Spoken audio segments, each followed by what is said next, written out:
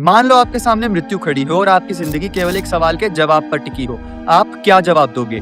चार भाई पहले ही झील के किनारे अचेत पड़े थे और युधिष्ठिर के सामने खड़ा था उस झील का स्वामी, एक यक्ष। मांग केवल एक, उसके प्रश्नों का उत्तर दो, अन्यथा मारे जाओ, अपने बाकी भाइयों की भांति। युधिष्ठिर अब तक 120 से भी अधिक प्रश्नों का उत्तर दे चुके थे और अब यक्ष ने अपने सबसे कठिन प्रश्न किए। ऐसा क्या है जिसे जानना वास्तव में सार्थक है कि यह संसार क्षणभंगुर है। समय निरंतर सब कुछ अपने साथ लिए आगे बढ़ता जा रहा है। दिन, रात्रि, माह, ऋतुएं धीरे धीरे करके हमारी आयु को क्षीण करती जा रही हैं। एक मनुष्य का अस्तित्व कब तक रहता है?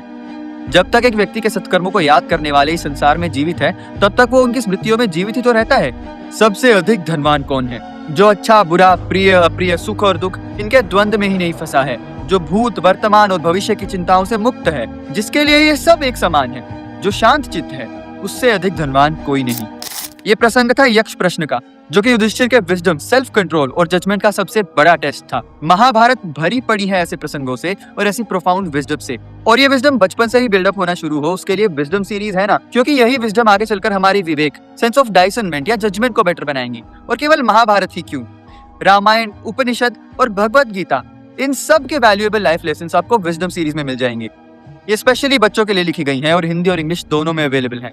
अगर आप भी अपनी नेक्स्ट जनरेशन को सही विजडम के साथ बड़ा करना चाहते हैं, so do try wisdom series by Disha publications. खरीदने का लिंक आपको चैनल के डिस्क्रिप्शन में मिल जाएगा और इन सभी पर अगर डिस्काउंट चाहिए तो ये कूपन कोड यूज करो।